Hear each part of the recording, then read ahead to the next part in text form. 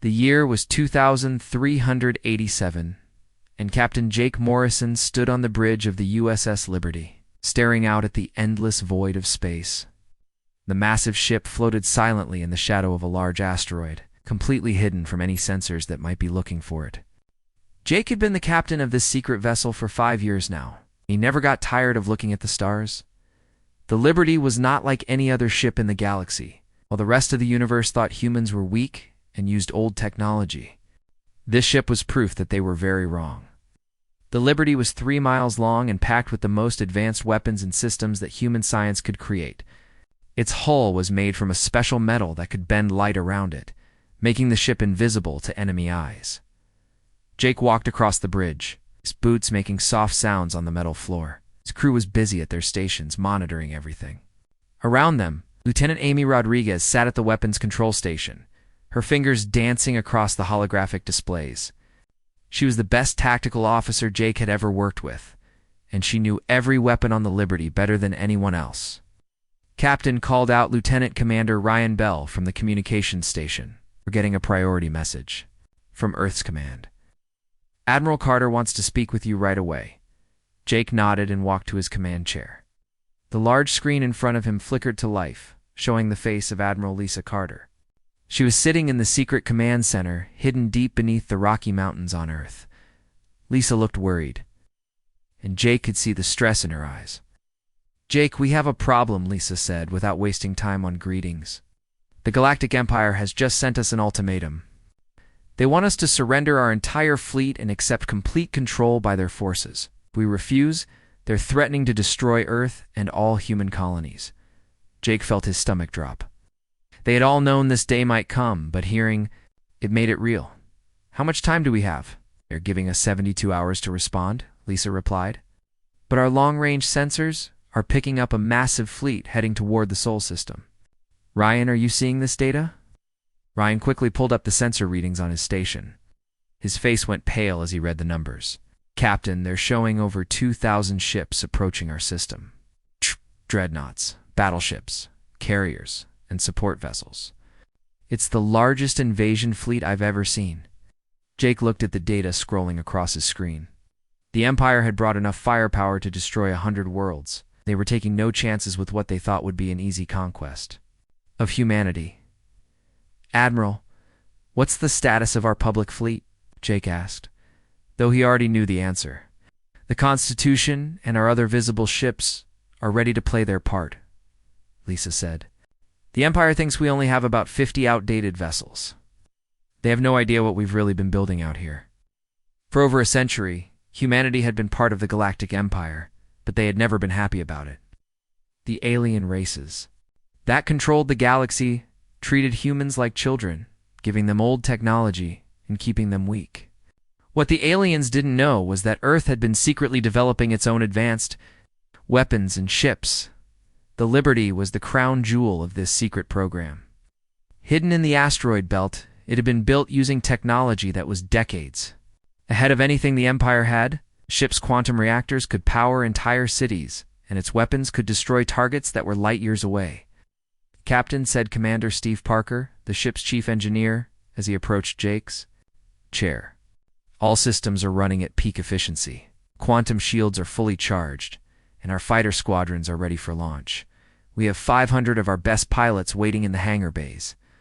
Jake nodded, feeling proud of his crew. They had trained for this moment for years, running countless simulations and drills. Every person on the Liberty knew their job perfectly, and they all believed in their mission to protect Earth and humanity. Sir Amy called out from her station. "I'm detecting the Empire's advanced scouts entering the outer system. They're using standard patrol patterns, just like we expected." On the main screen, Jake could see the small dots representing the alien scout ships moving through space.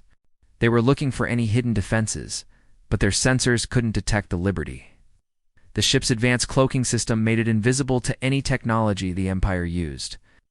"Admiral," Jake said, turning back to Lisa's image on the screen. "What are your orders?" Lisa was quiet for a moment, and Jake could see she was thinking carefully. "The plan remains the same. I'll meet with their fleet commander and try to negotiate, buying us time to get into position." You keep the Liberty hidden until I give the signal. Understood, Jake replied. We'll be ready. The screen went dark, and Jake was alone with his thoughts. He looked around the bridge at his crew, these brave men and women who had dedicated their lives to protecting humanity. They all knew the risks, but none of them had ever complained or asked to be transferred to an easier assignment. Captain Ryan said softly, "Are we really going to fight an entire galactic fleet with just one ship?" Jake smiled, feeling more confident than he had in years. "Ryan, this isn't just any ship. The Liberty represents everything humanity can achieve when we put our minds to it. Our scientists have been working for decades to create technology that the Empire can't even imagine." Amy turned in her chair to face Jake. "Sir, what if they don't believe we're serious? What if they think we're bluffing? Then they're going to get the surprise of their lives," Jake said. "The Empire has ruled the galaxy for thousands of years by keeping other species weak and dependent. They've never faced a race that refused to stay down." Commander Parker checked his engineering displays one more time. "Captain, I've been working on these systems for 10 years, and I still can't believe what we've accomplished. The Liberty's main weapons use principles of physics that most species don't even know exist."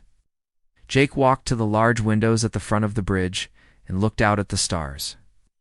Somewhere out there, an alien fleet was approaching Earth, confident that they would easily crush humanity. They had no idea that humans had been preparing for this day, building weapons and ships in secret, waiting for the moment when they would have to fight for their freedom.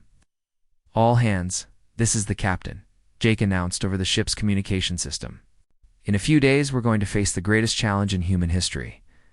The Galactic Empire thinks we're weak and helpless, but they're about to learn the truth. We are the hidden strength of humanity, and we will not let our people be enslaved." Crew worked quietly at their stations, making final preparations for the battle that was coming. Jake knew that the next few days would decide the future of humanity.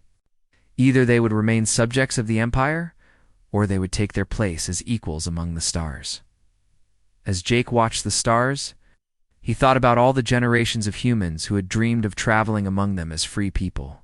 Soon, he would find out if their dreams would become reality, or if they would be crushed by the Empire's overwhelming power.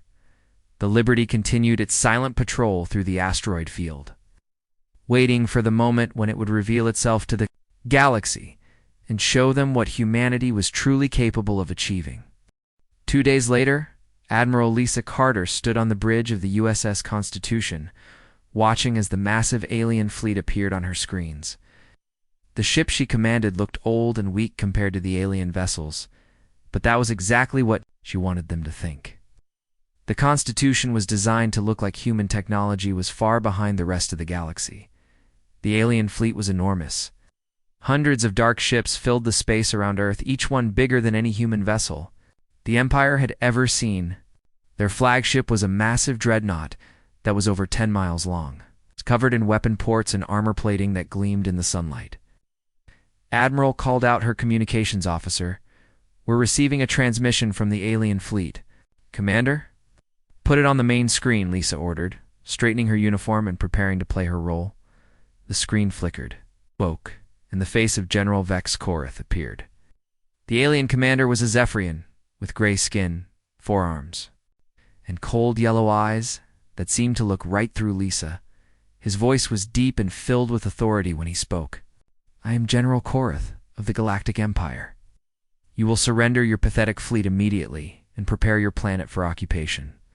Your species has been found guilty of hiding military assets and refusing to follow Empire law." Lisa kept her face calm, even though her heart was beating fast. "General, I am Admiral Carter of the Earth Defense Force. We are willing to discuss terms, but we need time to contact our government and prepare our response." Korath laughed, a harsh sound that made Lisa's crew uncomfortable. "You have no terms. To discuss human, your primitive ships are no match for our fleet. Could destroy your entire planet in minutes if we chose to." "We understand your position," Lisa replied carefully. "But surely you can give us 24 hours to organize the surrender process. We'll take time to contact all our colonies and prepare our fleets for handover." The alien general stared at her for a long moment, his yellow eyes narrowing. "Very well. You have 24 hours. If you have not begun the surrender process by then, we will demonstrate the price of defying the Empire." The screen went dark, and Lisa let out a breath she didn't know she was holding. Around her, the crew of the Constitution continued their work, maintaining the image of a military force that was trying to look strong, but was clearly outmatched, far away. Hidden behind Jupiter's largest moon, Captain Jake Morrison watched the same conversation on his screens. The USS Liberty remained completely invisible, its advanced cloaking systems making it impossible for the Empire fleet to detect. "Captain," said Lieutenant Amy Rodriguez, "the alien fleet is moving into standard occupation formation. Right there, positioning their ships around Earth and the major colonies." Jake nodded, studying the tactical display. The Empire ships were spreading out, confident that they faced no real threat from humanity. Their formation was designed to control space around Earth, not to defend against attack. "They're making the same mistake every bully makes," Jake said. Quietly, they think being bigger means they're stronger. Commander Steve Parker approached Jake's chair, carrying a tablet with engineering reports. "Captain, all our systems are running perfectly. The quantum reactors are at full power, and our fighter squadrons are ready for launch. The pilots are getting restless, sir. They want to show these aliens what human fighters can do." Smiled. Thinking about the 500 pilots waiting in the Liberty's hangar bays, each one flew a fighter craft that was more advanced than anything the Empire had ever seen. The ships were small and fast, but they carried weapons that could destroy enemy vessels 10 times their size. "Tell them to be patient," Jake said. "We only get one chance to surprise the Empire. When we reveal ourselves, it has to be perfect, Lieutenant." Commander Ryan Bell looked up from his station. "Captain, I'm monitoring Empire communications. They're already making plans for occupying Earth. They're talking about mining operations and slave labor camps." Jake's jaw tightened. The Empire had ruled the galaxy for thousands of years by conquering weaker species and forcing them to work. For alien masters, they had tried to do the same thing to humanity, but humans had refused to stay weak. "Sir," Amy said, "I'm detecting movement in the Empire fleet. It looks like they're preparing to send boarding parties to our colonies." "Oh, gosh." Jake watched the alien ships moving closer to human settlements. Families were down there, people who had no idea that their freedom was about to be decided by a battle in space. The responsibility felt heavy on his shoulders. "Captain," Ryan said, "Admiral Carter is sending us a coded message." Jake read the message on his personal screen. Lisa was telling him that the Empire had taken the bait completely. They believed that humanity's public fleet was all Earth had to defend itself. The aliens were so confident that they weren't even keeping their ships in defensive formations. "Sir," Commander Parker said, "would you like me to show you the weapon systems one more time?" Jake nodded, and Steve led him to the tactical station where Amy was working. The screens showed the Liberty's incredible arsenal of weapons. The main guns were quantum cannons that could fire energy beams across vast distances. The ship also carried reality anchors that could lock enemy vessels in place, and probability disruptors that could make alien weapons stop working. "These weapons work on scientific principles that the Empire doesn't understand," Steve explained. "They've been using the same technology for thousands of years, but we've been developing new ideas and theories." Amy pointed to another display. "Captain, our fighter squadrons are equipped with quantum phase technology. They can become invisible and pass through solid matter when they need to. The Empire has never seen anything like it." Jake looked at the screens, showing the alien fleet. The Empire's ships were huge and powerful, but they were also slow and predictable. They had won battles for so long that they had stopped learning new ways to fight. "The Empire's biggest weakness is their confidence," Jake said. "They think they know everything about warfare, but they've never fought an enemy that could match their technology." Ryan called out from his station.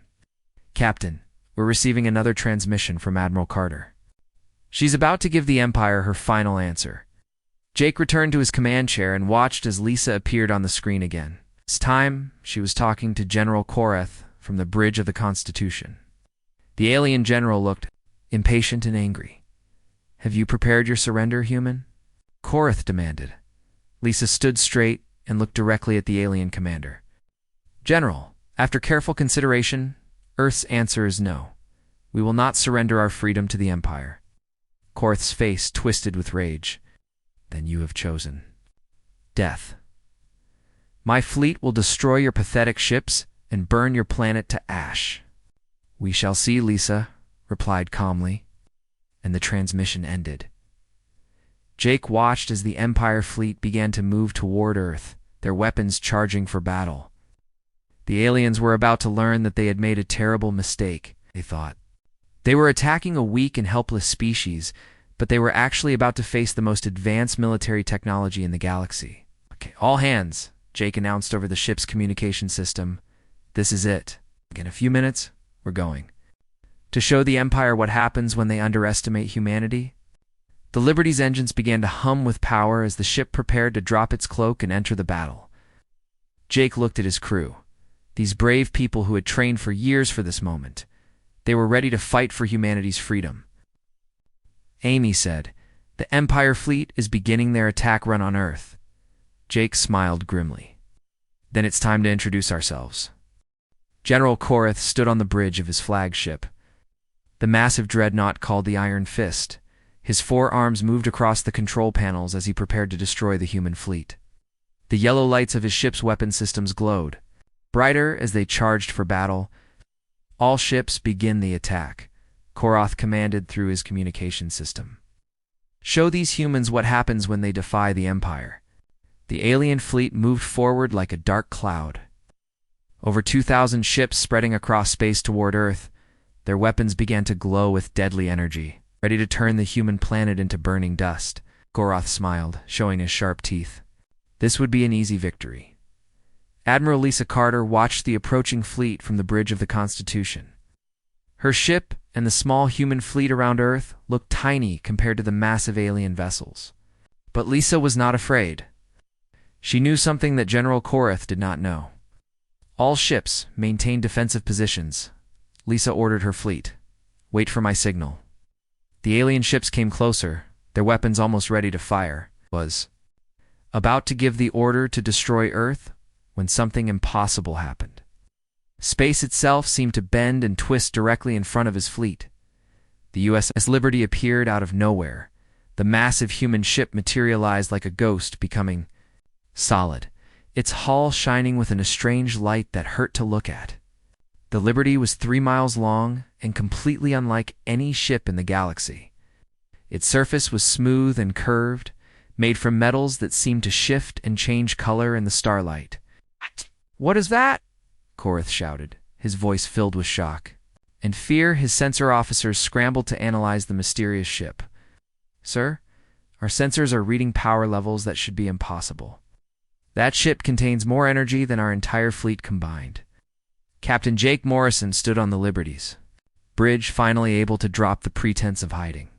His ship was now visible to the entire galaxy, and every alien in the Empire fleet could see what human technology was really capable of. "This is Captain Jake Morrison of the USS Liberty," he announced, his voice being broadcast to every ship. "In the system, you have entered human space with hostile intent. You have threatened our people and our freedom. This ends now." Lieutenant Amy Rodriguez sat at her weapons station, her hands dancing across the control panels. "Captain, all weapon systems are online and ready. Our quantum shields are at maximum power." Commander Steve Parker called out from his engineering station. "All systems showing green, Captain. The quantum reactors are running at full capacity." Jake looked at the alien fleet surrounding his ship. They were so close that he could see the weapon ports on their hulls, all pointed at the Liberty. The Empire had brought enough firepower to destroy 100 worlds, but Jake was not worried. "General Korth," Jake said, opening a communication. "Channel 2, the alien flagship. You have one chance to withdraw your fleet and leave our system. If you choose to fight, you will discover why humanity has survived every challenge we have ever faced." Korth's image appeared on Jake's screen. The alien general's face twisted with rage. "One ship against my entire fleet. You humans are even. More foolish than I thought. Open fire. Destroy that vessel." The Empire fleet opened fire with everything they had. Thousands of energy beams and plasma torpedoes streaked through space toward the Liberty. The combined firepower was enough to vaporize an entire planet, a display of raw power that had never failed to destroy the Empire's enemies. But the Liberty was not like any ship the Empire had ever faced. The human vessel's quantum shields absorbed the entire attack without even flickering. The alien weapons struck the Liberty's defenses and simply disappeared, their energy converted into harmless light that sparkled around the ship's hull. "Impossible," Karoth whispered, watching his most powerful weapons fail completely. Jake smiled. Grimly, "Your turn is over, General. Now it's ours." The Liberty's main weapons came online with a sound like thunder. The quantum cannons mounted along the ship's hull began to glow with an light that was brighter than the sun. These weapons used principles of physics that the Empire had never discovered, turning matter itself into pure energy. "Amy, target there." "Flagship," Jake ordered. "Target locked, Captain," Amy replied, her voice steady despite the magnitude of what they were about to do. "Fire." The Liberty's quantum cannons fired a beam of pure energy that crossed the distance to the Iron Fist in an instant. The alien flagship, with all its armor and shields, simply ceased to exist. The massive dreadnought was converted back into the basic particles it had been made from, leaving nothing but empty space where General Korath's vessel had been. Alien fleet fell silent, unable to believe what they had just witnessed. Their most powerful ship had been destroyed by a single shot from the human vessel. Fear began to spread through the Empire ranks as they realized they were facing something completely beyond their understanding. "Lieutenant," Commander Ryan Bell monitored the alien communications. "Captain, they're in complete panic. Some ships are trying to retreat, but others are regrouping for another attack." Jake nodded. He had expected this. The Empire had ruled through fear for so long that they could not accept defeat easily. They would keep fighting until they understood that resistance was hopeless. "Launch fighter squadrons," Jake ordered. "Show them what human pilots can do." The Liberty's hangar bays opened, and 500 of Earth's most advanced fighter craft poured out into space. Each ship was piloted by a human who had trained for years to fly these incredible machines. The fighters were small and fast, but they carried weapons that could destroy ships 100 times their size. Major Ben Taylor led the first squadron, his fighter moving through space like a silver arrow. "This is Ghost Squadron, beginning attack. Run on enemy cruisers." Captain Kate Sullivan commanded the second squadron, her ships moving in perfect formation. "Storm Squadron ready, targeting enemy destroyers." The human fighters engaged the alien fleet using tactics that the Empire had never seen before. The small ships could phase through solid matter, becoming invisible and striking from impossible angles. They moved like ghosts through space, appearing and disappearing as they destroyed enemy vessels. The Empire ships tried to fight back, but their weapons could not hit targets that could become invisible at will. The alien gunners fired desperately at empty space while human fighters materialized behind them and destroyed their ships with precise shots. Sir Amy reported, "Our fighters are cutting through their fleet like it's made of paper. We can't adapt to our phase technology." Jay watched the battle unfold on his screens.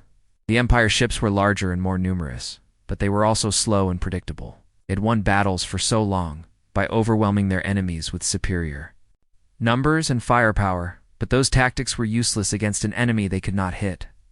"Captain," Steve called out, "I'm detecting some of their ships trying to escape. Should we let them go?" Jake considered for a moment. Part of him wanted to destroy the entire fleet, but he knew that some ships needed to survive to carry word of humanity's power back to the Empire. "Let a few escape," Jake decided. "The galaxy needs to know what happened here today." The battle continued for another hour, but the outcome was never in doubt. The Empire's massive invasion fleet was systematically destroyed by a single human ship and its fighter squadrons. Ships that had conquered dozens of worlds were reduced to scrap metal by weapons they could not understand or counter. When the fighting finally ended, less than 100 alien ships remained out of the original 2,000. These survivors fled toward the edge of the solar system, their crews traumatized by what they had witnessed. Jake looked at the debris field that had once been the Empire's greatest. "Fleet, send a message to Earth Command. Tell them the Sol system is secure. The Liberty had done more than win a battle. It had announced to the galaxy that humanity was no longer a species to be underestimated. The battle was not over. Even though the Empire had lost their flagship and hundreds of ships, they still had many vessels left in their fleet. The alien commanders regrouped their remaining forces, desperate to salvage something from what had become a disaster. Captain Jake Morrison watched from the Liberty's bridge as the surviving alien ships formed defensive clusters around the larger dreadnoughts. The Empire forces were trying to use their remaining big ships as shields, while their smaller vessels attempted to coordinate attacks. Captain Lieutenant Amy Rodriguez reported, "The enemy is forming defensive formations around their remaining capital ships. They're trying to concentrate their firepower."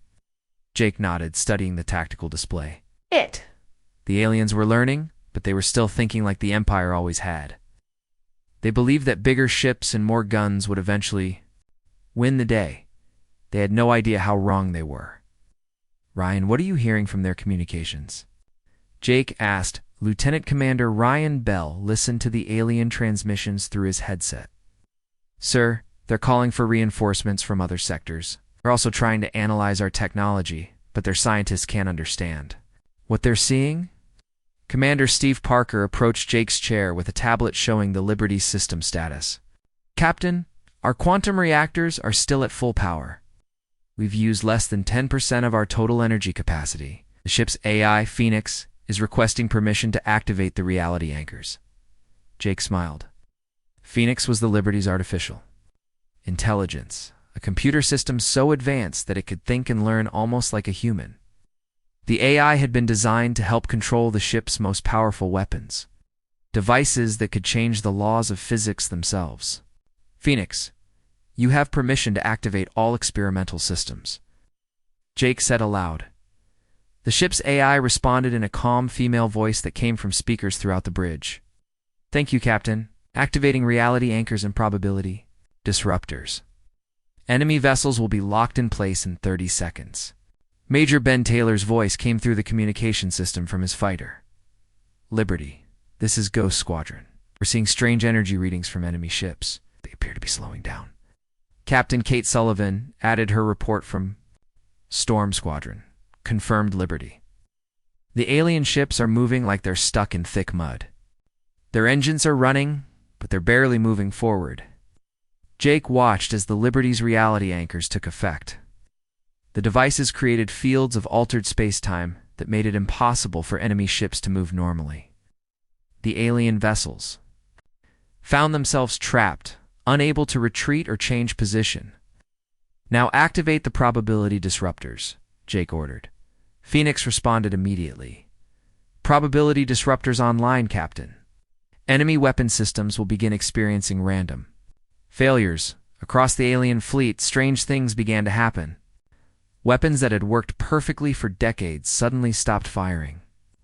Energy conduits that had never failed began to overload. Computer systems that had been reliable for centuries started giving random error messages. The Empire crews panicked. As their own technology turned against them, gunners pressed firing buttons, but their weapons would not respond. Engineers tried to restart systems, but nothing worked properly. The humans had somehow reached across space and broken the laws of physics themselves, Captain Amy said with excitement in her voice. "Their return fire has dropped by 80%. Most of their weapons are offline." Jake turned to address his crew. "This is what happens when you spend 100 years preparing for a single battle. Every system on this ship, every weapon, every piece of technology has been designed for this moment." The Liberty moved forward through the alien fleet like a shark swimming through a school of fish. The massive human ship's weapons fired continuously, each shot destroying an enemy vessel. The quantum cannons could target multiple ships at once. The ship's advanced targeting systems never missed. But the Liberty was not just destroying ships. It was demonstrating human superiority in every way possible. The ship's engines moved. It threw space faster than anything the Empire had ever built. Its shields absorbed every attack without damage. Its weapons struck with perfect accuracy across impossible distances. "Sir Ryan reported, I'm detecting escape pods being launched from several enemy ships. Some of the alien crews are abandoning their vessels. Jake nodded. Let them go. We want witnesses to survive this battle. The human fighter squadrons continued their assault on the remaining alien ships. Major Taylor's Ghost Squadron had perfected the art of phase combat, peering inside enemy vessels and destroying them from within. Captain Sullivan's Storm Squadron used coordinated attacks to overwhelm enemy defenses. Liberty, this is Ghost. Leader Ben Taylor's voice crackled over the communication system. We've eliminated all enemy fighters, moving to attack their remaining cruisers. Storm Leader reporting, Kate Sullivan added. Enemy destroyers are down to 20% of original numbers. We're trying to surrender, but we're not sure if they know how. Jake looked at the tactical display showing the battle. What had started as a massive alien invasion fleet was now reduced to scattered groups of damaged ships. The Empire forces were completely broken, their commanders either dead or in full retreat.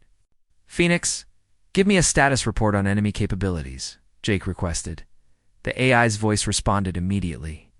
Captain, enemy fleet strength is down to 15% of original numbers. Remaining ships have minimal combat capability. The morale appears to be completely broken. Admiral Lisa Carter's voice came through the communication system from the Constitution.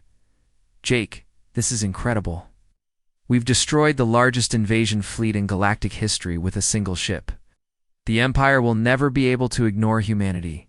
Again, Jake smiled, feeling proud of his crew and his ship. But he also knew that this battle was about more than just defeating the Empire.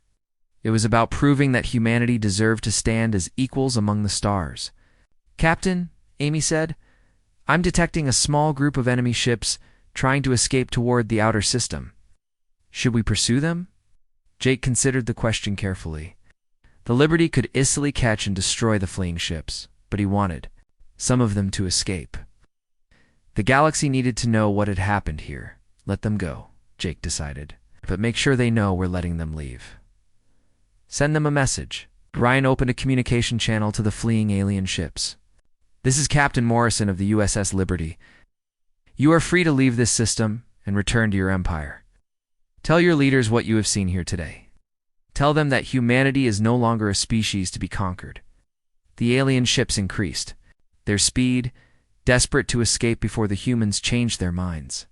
Their crews had witnessed the impossible, a single enemy vessel destroying an entire invasion fleet using technology that seemed like magic. Sir, Steve reported, our long-range sensors are detecting more Empire ships approaching from other sectors. It looks like they're sending reinforcements.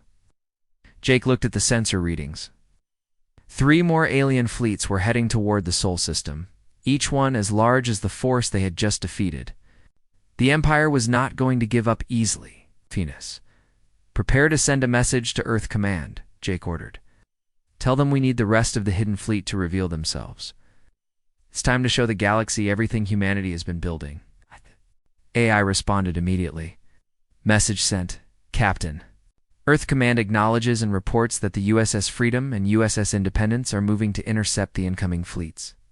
Jake smiled as he thought about the Empire's reaction when they discovered that the Liberty was not alone. Humanity had built not just one advanced ship, but an entire fleet of vessels that could match or exceed anything the galaxy had ever seen. All hands prepare for Phase 2 of the operation, Jake announced. We're going to finish what we started here. Today, 3 days after the battle at Earth, Captain Jake Morrison stood in the command center of the Galactic Empire's capital world. The planet was called Zephyros Prime, and it had been the center of alien power for over 3,000 years. For the first time in galactic history, human ships orbited the most important world in the Empire. The USS Liberty floated in space above the alien capital, no longer hiding its incredible power. Beside it were 2 other massive human ships, the USS Freedom and the USS Independence. These sister carriers had arrived just in time to intercept the Empire's reinforcement fleets, destroying them with the same ease that the Liberty had shown.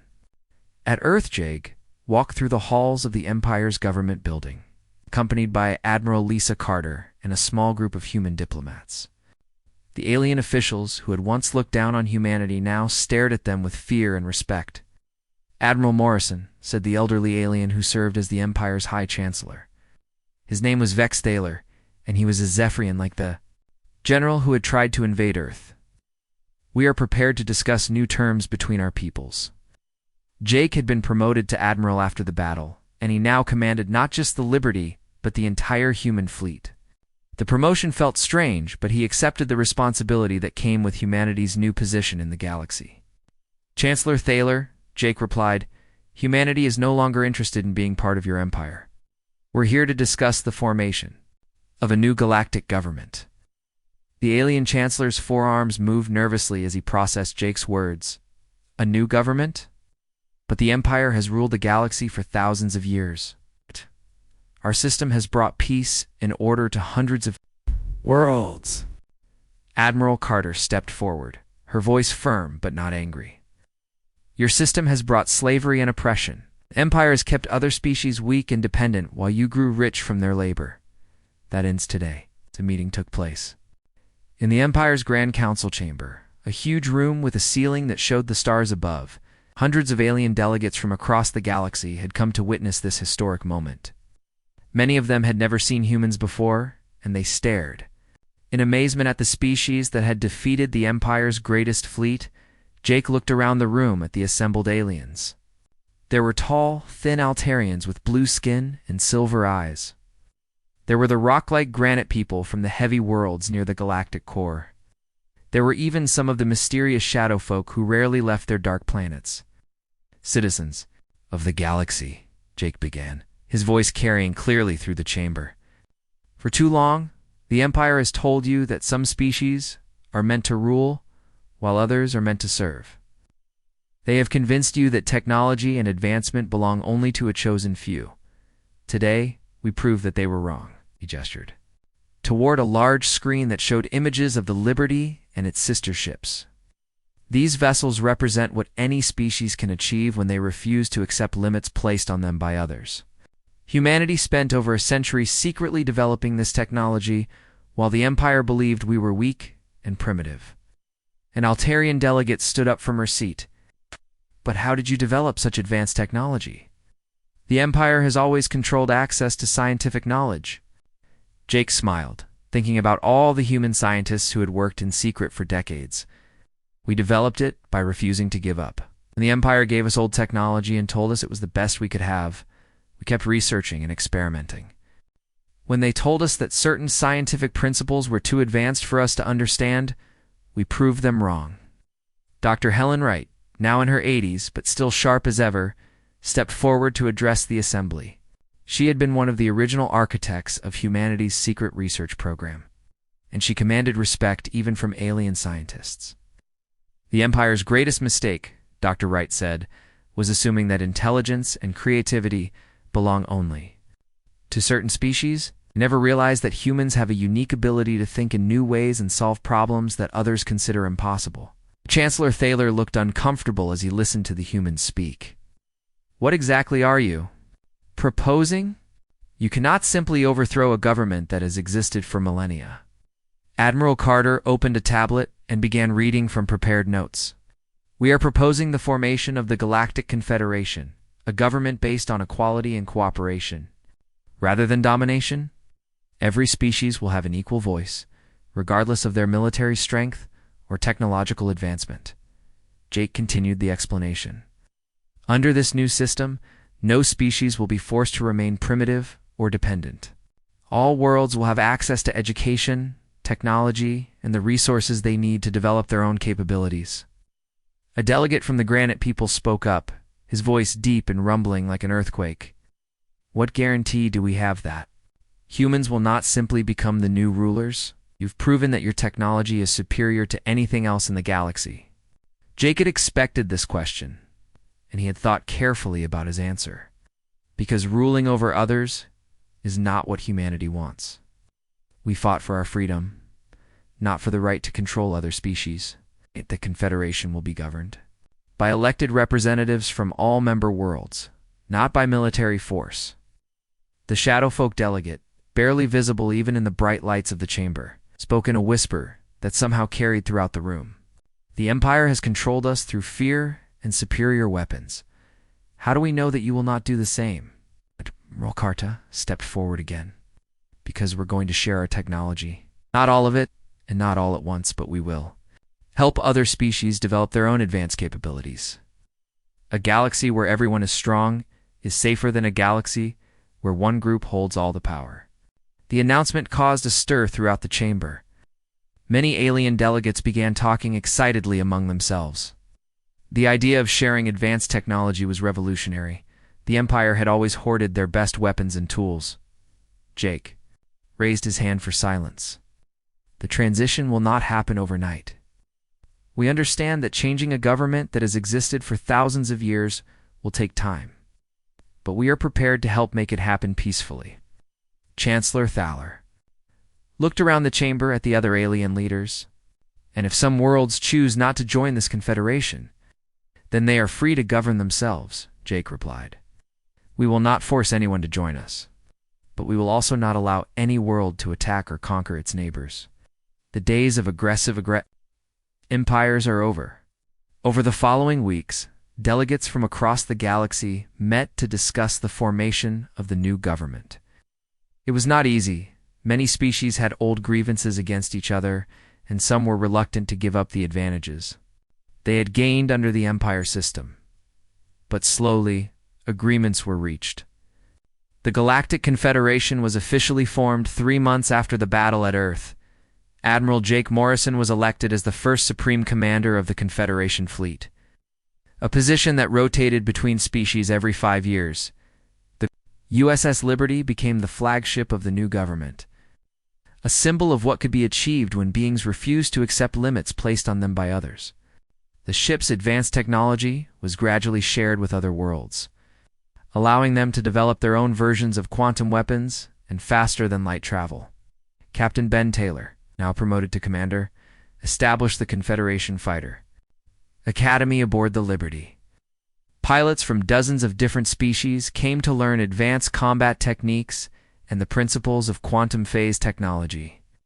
The Academy became famous throughout the galaxy as a place where anyone could learn to fly the most advanced ships ever built.